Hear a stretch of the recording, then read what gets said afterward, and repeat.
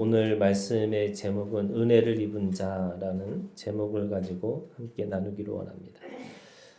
우리가 예수 그리스도의 오심이라고 하는 이 오셨다라는 것을 우리가 대강절이라고 얘기합니다. 대강절 절기를 지금 지난주부터 대강절 절기라고 얘기하고 있거든요. 우리가 예수 그리스도가 우리 가운데 오셨다라고 하는 것은 그 어머니 마리아의 신앙과 그리고 아버지 요셉의 신앙으로 이루어진 그런 믿음의 역사라는 것을 우리가 알 수 있습니다. 어머니 마리아의 신앙이 누가복음 1장 38절에 있는 말씀에 말씀대로 내게 이루어질지어다라고 하는 그런 이루어진 것의 말씀을 우리는 아멘의 신앙이라고 얘기합니다. 그래서 마리아의 신앙을 가지고 우리가 아멘 하는 신앙이죠. 죽음을 각오하고 그 말씀을 몸으로 받아들이는 신앙입니다. 이 아멘이라고 하는 것은 상황에 실패해도 좋은 것이고 그 사건으로 죽어도 좋은 것이고 그 사람들에게 미움을 받아도 좋다라고 하는 그것을 각오하는 거죠. 죽음을 각오하는 겁니다. 주님의 말씀이 그대로 이루어지는 것이 그 무엇보다도 더 좋기 때문에 그런 거죠. 이것이 아멘의 신앙이죠.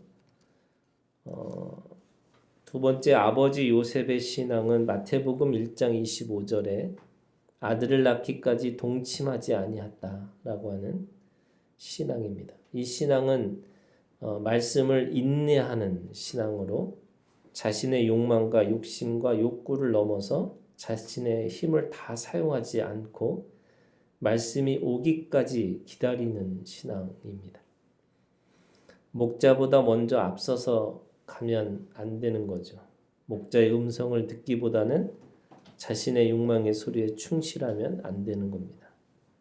사람의 인정, 사람의 칭찬을 갈구하면 안 되는 것이죠. 주님의 말씀이 이루어진 것을 기다리고 또 기다립니다. 이것이 인내의 신앙입니다. 그래서 어머니 마리아의 아멘의 신앙과 아버지 요셉의 인내의 신앙으로 그 말씀의 실체이신 예수 그리스도가 우리 가운데 오셨습니다. 이것이 대강절 신앙입니다. 주님의 오심을 기대하는 이 신앙의 유산을 우리 하나교회 모든 우리 지체들도 함께 소유하시기를 주님의 이름으로 축복합니다. 그러면 이 아멘 할 수 있는 신앙 또는 인내하는 신앙의 출발이 무엇일까? 그것이 오늘 본문 말씀의 주제입니다. 28절에 보면 은혜를 받은 자여 라는 말씀이 나옵니다. 또 30절에 보면 은혜를 입었느니라 라고 하고 말씀이 기록되어 있습니다. 은혜를 받은 자라는 주제가 오늘 매우 중요합니다. 교인이 은혜를 받는 자가 되어야 되는 거죠. 신앙인, 우리가 믿음으로 산다는 사람들이 이 은혜를 받는 것이 굉장히 큰 복입니다. 은혜를 받아야 어떻게 보면 이 신앙이 시작되는 거죠. 이 아멘의 신앙이든 인내의 신앙이든 이 은혜가 그 모든 것의 씨와 같습니다. 성령의 열매는 성령의 씨를 받아야 되는 거죠. 그죠? 성령을 받아야지 성령의 열매가 나오는 겁니다. 똑같이 우리가 어떤 믿음이라고 하는 것은 그 믿음의 씨가 뭐냐면 은혜입니다. 그래서 고대 헬라에서는 은혜와 매력이라고 하는 단어를 함께 사용합니다. 그러니까 은혜 받았다라는 말이 매력이 있다라는 말과 같은 겁니다. 그렇기 때문에 은혜를 받는 자가 되느냐 아니냐 하는 뜻은 사람이든 물질이든 또는 영적이든 그 끌어들이는 힘이 있다는 말씀으로 이해할 수 있습니다. 우리가 어떤 사람을 만날 때 저 사람 참 매력이 있다. 뭔가 끌리는 게 있다. 이런 것이 어떻게 보면 은혜를 입었다라는 말과 같은 것입니다. 그렇기 때문에 믿음의 사람들은 은혜를 입은 자냐 아니냐가 굉장히 중요한 거죠. 하나님도 천사도 여러분 그에게 끌릴 수 있는 그 무엇인가가 주님이 그를 찾아오신다는 겁니다. 그러니까 그 끌림이라고 하는 우리가 아까 매력이라고 그랬죠. 그걸 사람으로 얘기하면 그냥 매력 있다라는 건데 우리는 그걸 은혜를 입었다 이렇게 표현하는 겁니다. 홍수에서 살아남은 자가 누굽니까? 그것이 노아죠. 창세기 6장 8절 그러나 노아는 여호와께 은혜를 입었더라 이렇게 표현하고 있습니다. 노아는 여호와께 은혜를 입었더라. 하나님이 세상에 지으신 모든 것을 보고 하나님께서 한탄하셨습니다. 이게 창세기 6장에 있는 말씀이에요. 그런데 노아가 하나님의 눈에 띄었습니다. 그에게 하나님이 말씀할 수밖에 없는 또 그에게 하나님의 비밀을 말할 수밖에 없는 그런 매력이 있었다는 거죠. 이게 은혜라는 게 여러분 그냥 쉽게 얘기하면 영적인 매력입니다. 하나님이 그에게 뭔가 비밀을 뭔가 신비를 말할 수밖에 없는 제가 이 영적인 매력을 줄여갖고 영매가 있어야 돼요. 그죠? 이 은혜를 입었다라고 하는 이 영적인 매력이 우리가 분명하게 가지고 있어야 되는 믿음의 시작이죠. 복잡하게 생각하면 안 됩니다. 은혜를 받아서 하늘이 열리고 방언을 하고 예언을 하고 뭐 귀신을 쫓아내고 뭐 이런 것이 은혜라고 생각하는 것인데 그런 게 은혜가 아니고요. 그러니까 무슨 말이냐면 신비한 경험이나 신비한 체험 뭐 이런 것이 은혜라고 우리는 할 수 없습니다. 그러면 은혜를 입은 자란 뭘까? 하나님의 은혜의 성격이 어떤가를 우리에게 분명하게 알아야 되는데 그것이 세 가지입니다. 첫 번째는 하나님의 은혜는 죄가 더한 곳에 은혜가 더욱 넘친다. 이게 첫 번째의 은혜의 성격입니다. 우리는 대부분 생각하기를 하나님의 은혜는 의로운 사람, 깨끗한 사람 또는 죄 없는 사람 그런 사람들이 은혜가 있다라고 생각하고 있는 거죠. 그러나 예수님께서 가장 큰 은혜를 베푼 사람이 누구냐면 예수님에게 가장 큰 은혜를 입은 사람은 결국 죄 많은 막달라 마리아였고 세리장 삭개오였습니다. 그러면 은혜를 더하기 위해서 죄를 더 지을 수 있을까? 이건 안 되는 거죠. 로마서 6장 2절에 있는 말씀에 그럴 수 없느니라 죄에 대하여 죽은 우리가 어찌 그 가운데 더 살리요 이렇게 되는 겁니다. 아니라고 분명하게 말씀하고 있는 거죠. 은혜를 입기 위해서 우리가 더 많은 죄를 지어야지만 은혜가 더 많아지는 거냐? 이건 아니라는 거예요. 다만 죄가 있는 곳에 은혜가 있다. 죄가 있는 이 세상에 은혜가 있는 것이 당연한 겁니다. 여러분 하나님의 은혜는 죄가 더한 곳에 은혜가 더욱 넘친다라는 말을 조금만 다시 바꾸면 이렇게 됩니다. 이 말은 누구든지 은혜가 필요한 존재라는 겁니다. 은혜는 누구에게는 필요하고 누구에겐 필요 없는 것이 아니라 모든 사람들에게 필요하다. 은혜는 다 필요하다는 것이고 이것이 첫 번째 은혜의 성격입니다. 두 번째는 하나님의 은혜는 우리로 하여금 충만케 하신다는 거예요. 은혜는 우리에게 세 가지의 충만을 주고 있습니다. 첫 번째가 자족이고 두 번째가 충족이고 세 번째가 만족입니다. 예수 그리스도 한 분만으로 충분하다. 여러분 이게 자족입니다. 여러분 예수 그리스도 한 분만으로 우리가 충분합니까? 네, 이게 자족하는 우리에게 주신 은혜입니다.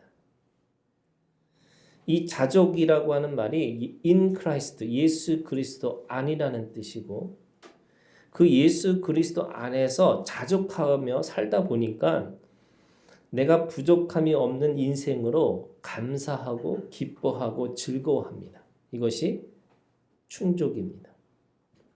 그러니까 자족한 사람만이 충족이라고 하는 이 충족이 뭐냐면 자족이 쌓이는 거예요. 그 자족이 쌓이다 보니까 그게 감사가 되고 그것이 기쁨이 되고 또 그것이 오늘 우리에게 있어서 하나님 앞에 기뻐할 수 있는 이유가 되는 겁니다. 그래서 충족이 점점 더 자라나면, 그래서 채워지다 보면 영원한 만족이라고 하는 하나님의 충만으로 살게 하십니다. 이렇게 자족에서 점점 채워지는 충족에서, 그래서 마지막 영원한 만족, 충만까지 채워지는 역사가 은혜라고 이야기하는 겁니다. 바울의 고백이 그런 거죠, 여러분. 바울이 고백합니다. 내가 부함과 궁핍에서도 자족할 수 있는 능력을 내가 가졌다. 이렇게 얘기합니다. 육체의 가시도 하나님의 은혜로 족하다 고백합니다. 그러니까 내가 부함과 궁핍해도 자족할 수 있는 능력, 그리고 육체의 가시 속에서도 그 약함 속에서도 내가 머물 수 있는 능력, 이게 충족이죠. 그리고 그 안에서 바울은 복음을 위해서 받는 모든 박해와 위험을 하나님의 은혜로 만족하기 때문에 우리가 주목하는 것은 보이는 것이 아니요 보이지 않는 것이다 라고 증언합니다. 바울이 그렇게 했다는 겁니다. 자족에서 충족에서 만족이라고 하는 은혜로 고백하고 있다는 거예요. 은혜의 본질에는 우리에게 세상에 알지 못하기 때문에 줄 수 없는 마음의 충만함이 우리 가운데 있습니다. 이것이 두 번째 은혜의 성격입니다. 마지막으로 세 번째는 하나님의 은혜는 거저 주시는 겁니다. 하나님의 은혜는 값없이 주시는 거죠. 에베소서 1장 6절 이는 그가 사랑하는 자 안에서 우리에게 거저 주시는 바 그의 은혜의 영광을 찬송하게 하는 것이다. 이 거저 주시는 은혜에 대해서 얘기합니다. 멸망할 수밖에 없는 내가 구원받은 것이 은혜라고 한다면 하나님께서 이 구원이라고 하는 것은 결국 우리에게 선물로 주신 거잖아요. 그럼 선물로 주신 은혜라는 겁니다. 거저 주셨다는 거죠. 그럼 왜 하나님은 우리에게 이 은혜를 거저 줄 수밖에 없을까? 그것은 첫째로 거저 아니면 받을 사람이 아무도 없기 때문입니다. 그 값을 은혜라고 하는 값을 치르려고 하면 치면 치를수록 우리는 치를 수 없다는 거예요. 두 번째는 사람이 그 은혜의 크기를 가늠할 수 없기 때문에 그렇습니다.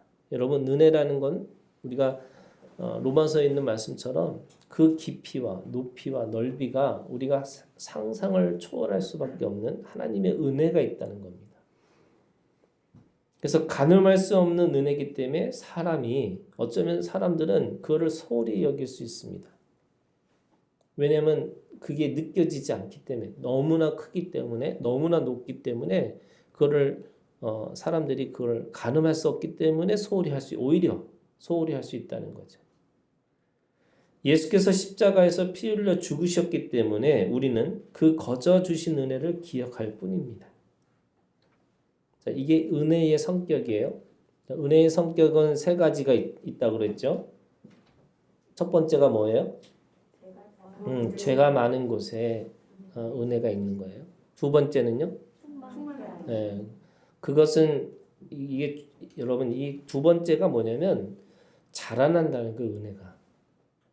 그냥 작은 은혜가 있고 큰 은혜가 있다는 거예요. 작은 은혜가 뭐냐면 자족이에요. 그래서 그것이 점점 자라나는 게 충족이고 그래서 점점점 마지막에 온전한 것이 영원한 만족까지 간다는 거예요. 그러니까 은혜를 못 받은 사람일수록 뭐가 있냐? 정확하게 얘기하면은 내가 예수 그리스도 한 번만으로도 자족할 수 없다는 거예요. 그런 거잖아요. 그러니까 사람들이 자꾸 예수님 말고 예수 플러스 뭐를 자꾸 구하는 거예요. 예수 플러스 뭐가. 예수 플러스 뭐 이렇게 계속 플러스가 있어야 된다고 생각하는 거예요. 히브리서에 있는 말씀의 주제는요 뭐냐면 예수 한 분만으로도 충분하고 예수 그리스도의 십자가로 이미 그 모든 것이 영원한 만족이 됐다 이렇게 말씀하고 있는 거거든요. 그럼에도 불구하고 우리는 한 번에 그걸 느낄 수가 없으니까 그거를 자족과 충족과 만족이라고 하는 이 은혜도 자라난다는 거예요. 그리고 세 번째 뭐예요? 하나님은 거저 주시는데 그 거저 주시기 때문에 오히려 사람들이 은혜를 소홀히 한다는 거예요. 거저 주시기 때문에 그 가치를 잘 모른다는 거죠.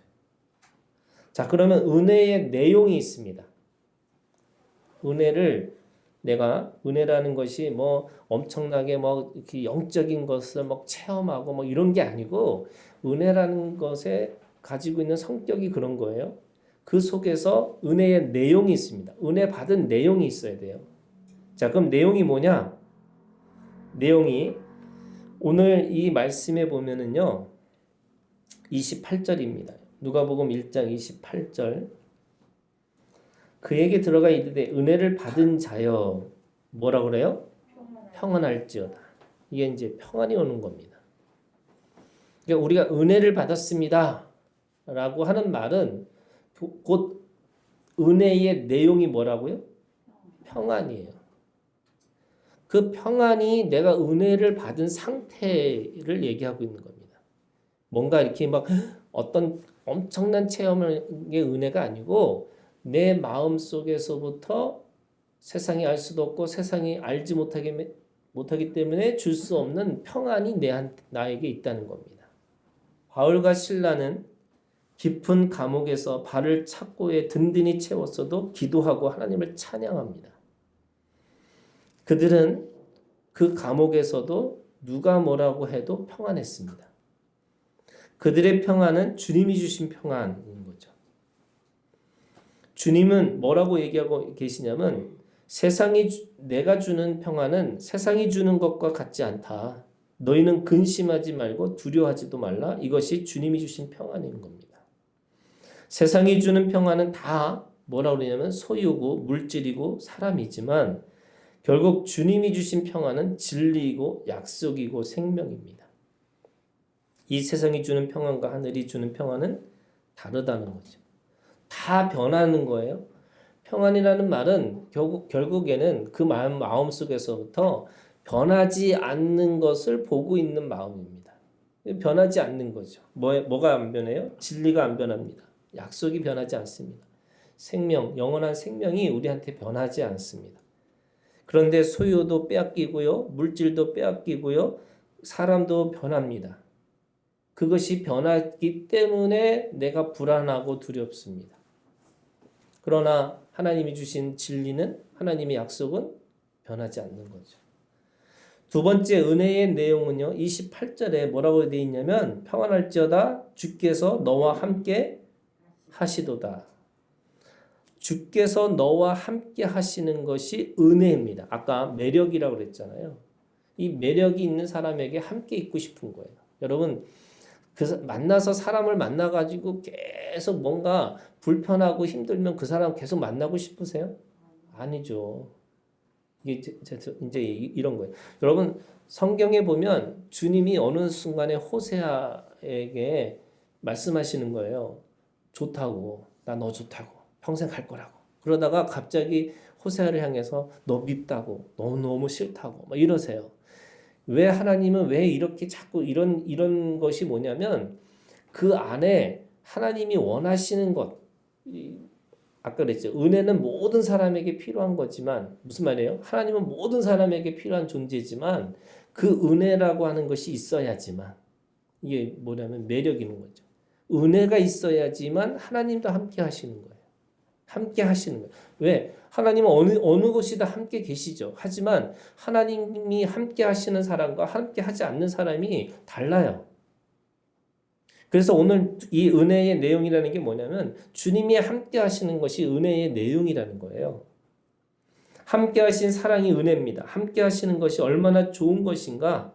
여러분 좋은 남편, 좋은 아내, 좋은 친구, 좋은 이웃은 다 떠나가지만 은혜는 영원히 떠나지 않기 때문에 주님은 우리와 함께 영원히 계시겠다라고 말씀하고 있는 거죠. 그게 뭐냐면 임마누엘 신앙이죠. 임마누엘이라는 게 뭐냐면 은혜가 있다는 뜻이에요. 은혜가 있는 곳이 주님이 함께 하시는 겁니다. 노아는 은혜를 입은 자라고 했죠. 근데 창세기 6장 9절에 있는 말씀에 보면 이것이 노아의 족본이라 노아는 의인이요 당대의 완전한 자라 그는 하나님과 뭐였냐면 동행하였으며 노아가 은혜를 입은 자라고 하는 그 입은 자의 가지고 있는 내용이 뭐냐? 주님이 그와 동행하셨다는 겁니다. 연합하고 동행하고 함께 하신다고 하는 것이 결국 그것이 은혜라고 얘기하고 있는 겁니다. 세 번째는요. 세 번째 30절에 있는 말씀에 보면 천사가 이르되 마리아여 무서워하지 말라 이렇게 얘기합니다. 이 무서워하지 말라라는 말씀이 뭐냐면 은혜라는 것은 거짓과 불의를 직면하는 용기입니다.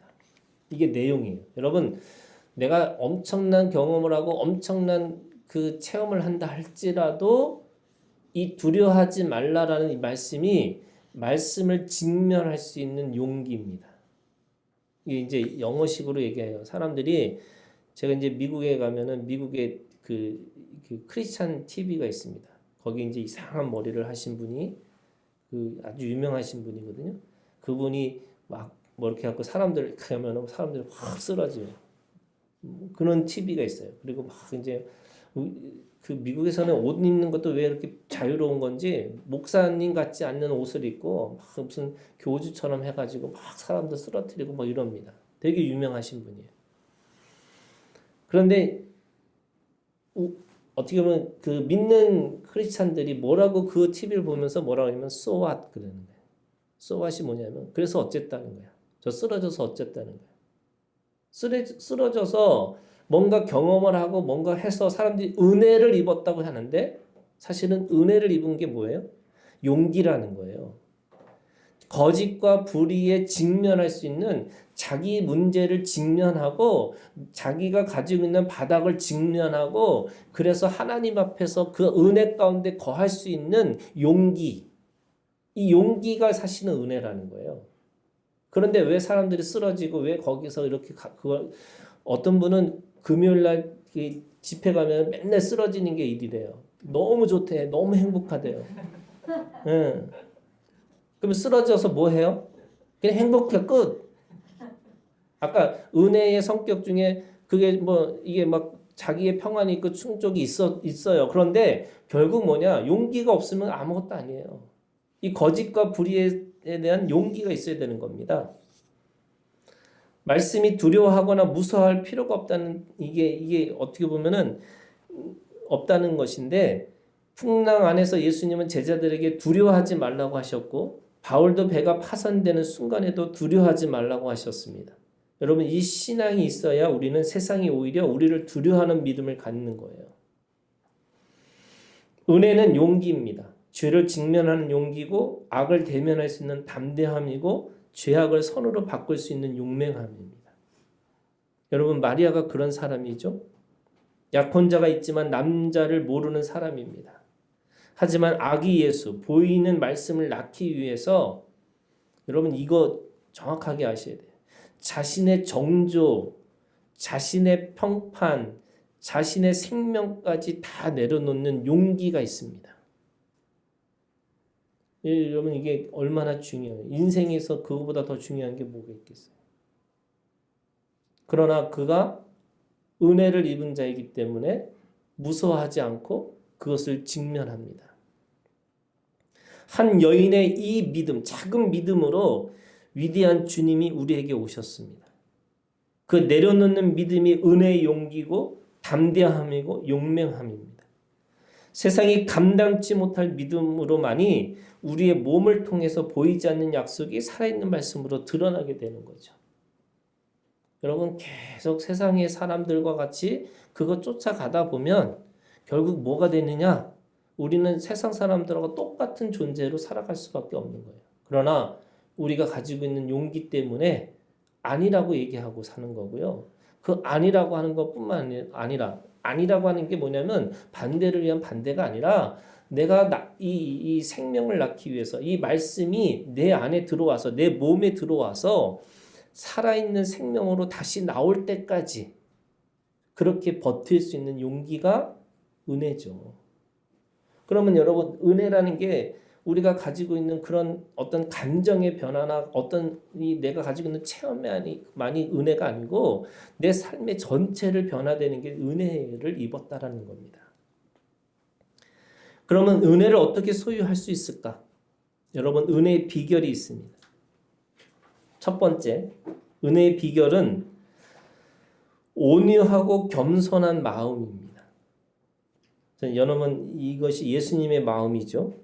온유하고 겸손한 마음이 무엇일까? 예수를 입을 수 있는, 은혜를 입을 수 있는 마음인데 그게 빈 마음이고 열린 마음입니다. 솔로몬에게 주신 지혜가 바로 이 열린 마음이죠. 이 빈 마음과 열린 마음이라는 게 뭐냐? 여러분, 아까 얘기했죠. 죄가 많은 곳에 은혜가 넘쳐요. 자, 그러면 우리가 죄를 일부러 지어요? 아니에요. 그러면 은혜를 받기 위해서 어떻게 해야 될까요?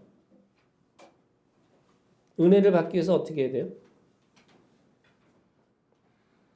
죄를 지을 수는 없잖아요. 죄가 많은 곳에 은혜가 더한다 그러니까 내가 은혜를 더 많이 내가 아까 자족과 충족과 만족이라고 하는 은혜로 자라나기 위해서는 내가 어떻게 보면 그 은혜를 더 많이 입어야 되는 건데 그러면 죄를 더 많이 지을 수 있느냐? 그럴 수 없다 그랬잖아요. 그럼 어떻게 해야 돼요?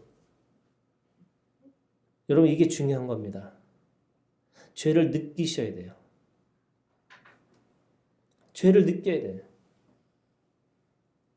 옛날에는 어마어마한 큰 죄 때문에 내가 죄가 있구나라고 했지만 이제는 그런 죄는 없어요. 그런데 내가 그 먼지 하나가 내려오는 그것 때문에도 죄를 깊이 느끼면 느낄수록 뭐 해요? 은혜가 넘치는 거예요. 이게 죄의 느낌이에요. 이게 죄의 느낌성이에요, 여러분. 그런데 내가 잘못한 게 없어. 나는 그게 당연한 거야. 라고 생각하면 여러분, 그 안에 아까 그랬죠. 의인에게, 완전한 자에게 그게 은혜가 왜 필요해요? 하나님은 은혜를 누구한테 주시냐면 그 죄인에게 주신다는 거예요. 그러면 죄인이라는 거를 우리는 느낄 필요가 없는, 네가 하나님 앞에 의인이라고 하는 마음이 있어요. 하지만 그 의인의 마음이 뭐냐? 결국 오늘 말씀에 보면은 온유하고 겸손하다는 거예요. 이 온유하고 겸손하다는 말이 뭐냐면 상한 심령과 애통하는 마음이 있어야 된다는 거죠. 상한 심령과 애통하는 마음이 하나도 없고 나는 옳다라고 끝까지 우기는 사람에게는 결국 그 안에서 하나님이 주시는 은혜가 없어요. 소유할 수가 없습니다. 마리아도 자기 스스로를 뭐라고 그러냐면 주의 여종이라고 말하고 48절에는요. 그의 여종의 비천함을 돌보셨습니다. 이렇게 얘기합니다. 그 여종의 비천함, 이게 뭐냐면 죽을 죄라고 느끼고 있는 겁니다. 아니 무슨 그 마리아가 무슨 죄가 있겠어요? 무슨 죄가 있겠냐면 무슨 뜻이냐면요. 제가 고등학교 3학년 때 하나님 앞에 방언을 받는데 그 방언을 받는 그 순간에 죄들이 그 옛날 스타워즈의 영화 그 마지막 장면인가요? 첫 장면인가? 아무튼 막 이렇게 올라가잖아요. 이렇게 자막이 이렇게 올라가거든요. 죄가 그렇게 자막식으로 올라가더라고요. 근데 지금 내가 이제 50이 넘어서 그때 생각해보면 그때 그게 큰 죄가 뭐가 있겠어. 그렇죠? 고3짜리가 무슨 큰 죄를 졌겠어.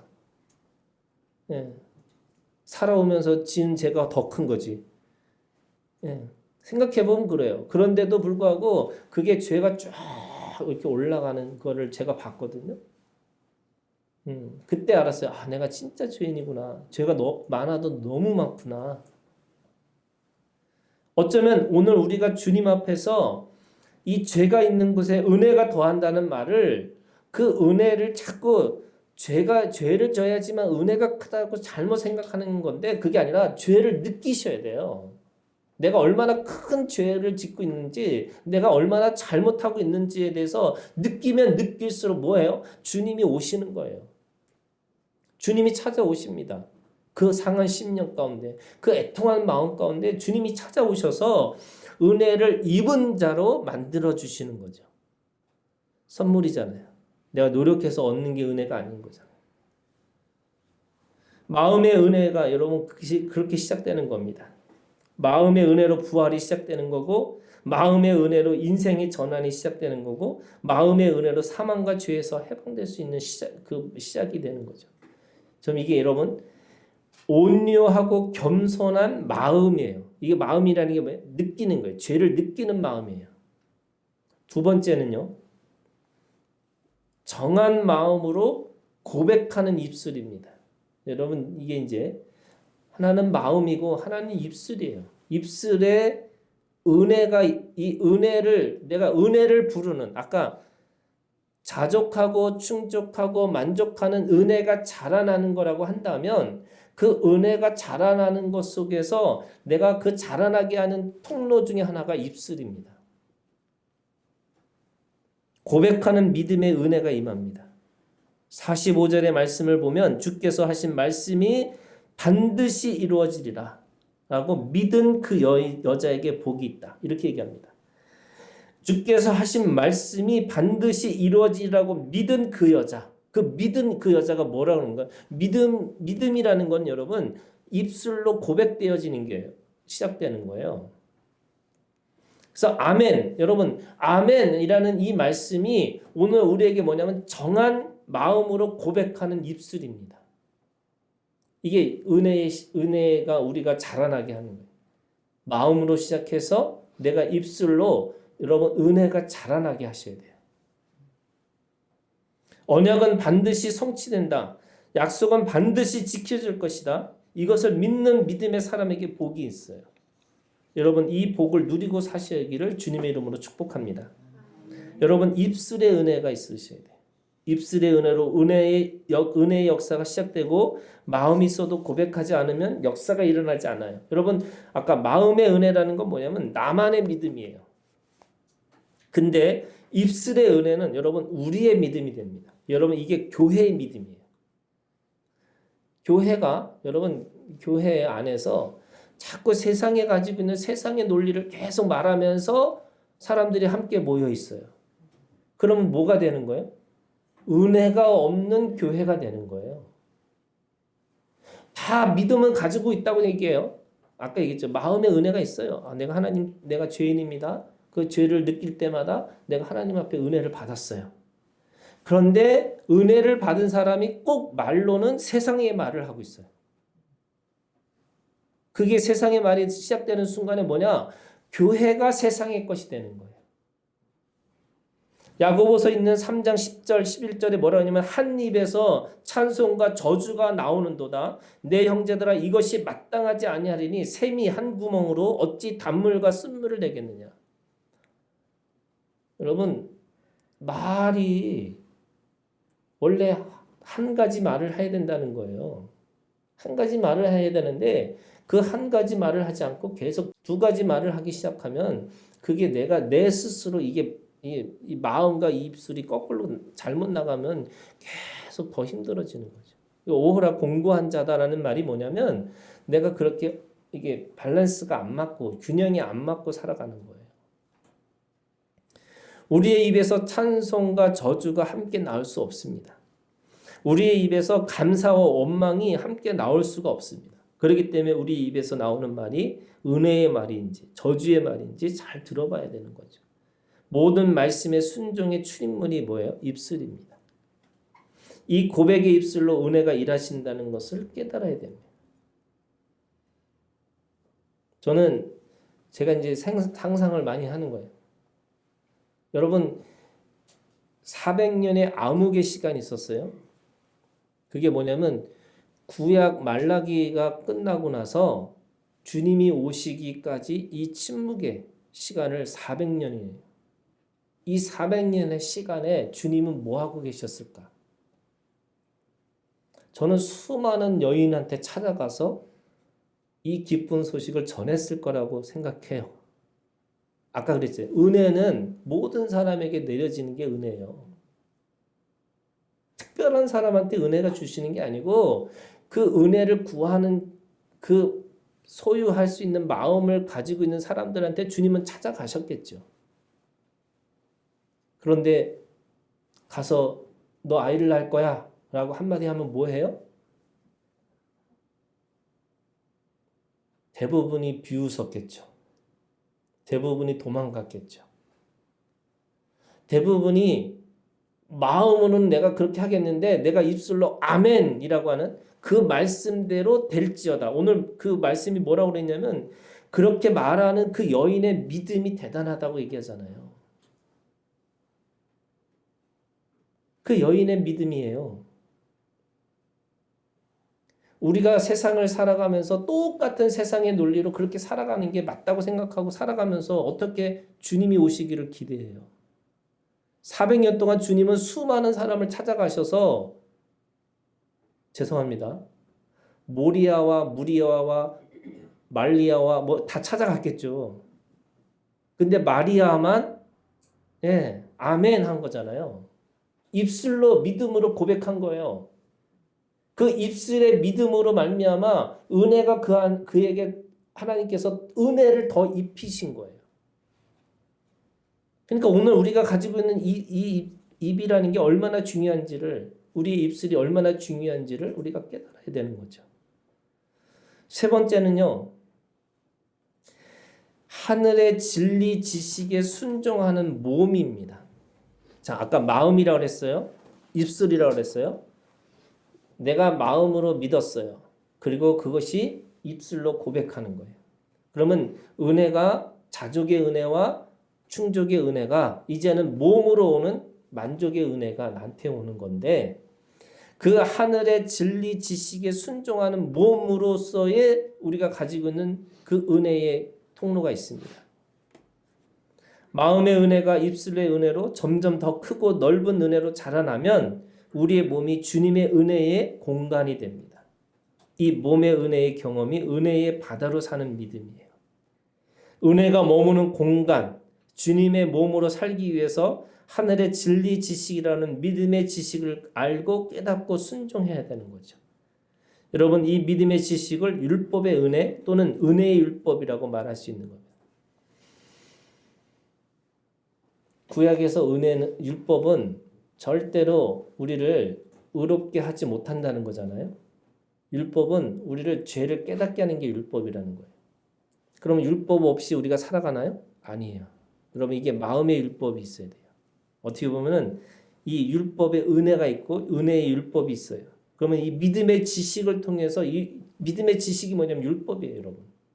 그런데 그 율법은 죽이는 율법이 아니라 세워나가는 율법이라고 한다면 그 믿음의 지식은 첫 번째가 하나님을 아는 지식이 있어요.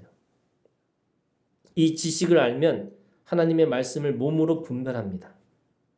아, 이거 내가 먹어야 되는지, 이거 먹지 말아야 되는 건지. 제가 암을 치료하시는 그 음식 연구가를 만났는데 그분하고 음식을 먹으면서 야, 맛있다. 진짜로 제대로 된 국을 주시는데 그 국이 너무나 맛있는 거예요. 근데 그분이 하는 얘기가 그거예요. 사람이 먹는 음식으로 모든 병을 고칠 수 있다. 그러면 뭐예요? 여러분, 내 몸에 받는 음식을 내가 먹어야 되는 건데 내 먹는 음식이 뭐냐면 하나님을 아는 지식의 음식을 먹어야 되는데 자꾸 하나님을 아는 지식의 음식이 아니라 다른 음식을 먹으니까 뭐냐면 내 몸에 해로운 것도 먹기 시작하는 거예요. 몸의 분별이 안 돼요. 하나님을 아는 지식이 있어야지 몸의 분별이 생깁니다. 두 번째, 성취하는 말씀을 아는 지식이 있어야 돼요. 언약의 말씀을 보이는 말씀으로 살아내는 능력을 가지게 됩니다. 보이는 말씀으로 살아내는 능력. 여러분, 이게 우리에게 가지고 있는 성취하는 말씀의 지식이에요. 우리가 하나님을 아는 지식도 중요하지만 그 아는 지식이 더 발전하면 내가 말씀이 실제로 되어지는 이 성취하는 지식을 깨닫는 겁니다. 세 번째는 영원한 하나님의 나라, 하늘나라를 아는 지식이 생깁니다. 우리가 발을 딛고 지금 이곳에서 살고 있지만 지금 이곳에서 영원한 하나님의 법으로 살아가는 능력입니다. 여기 있지만 하나님의 나라를 아는 지식 때문에 하나님의 나라를 살아갑니다. 마지막으로 이미 복이 있는 사람이라는 것을 아는 지식이 있습니다. 이미 복을 받은 자이기 때문에 형통한 복을 만민에게 열방에게 나누고 베풀고 섬기고 살아가는 능력이에요.